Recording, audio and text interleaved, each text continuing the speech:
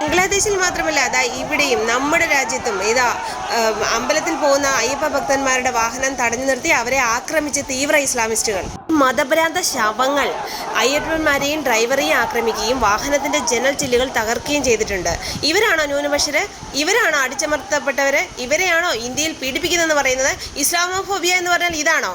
സത്യത്തിൽ കട്ടിംഗ് സൗത്തിന് വേണ്ടിയുള്ള തീവ്ര ശ്രമമാണ് ഈ കലാപം.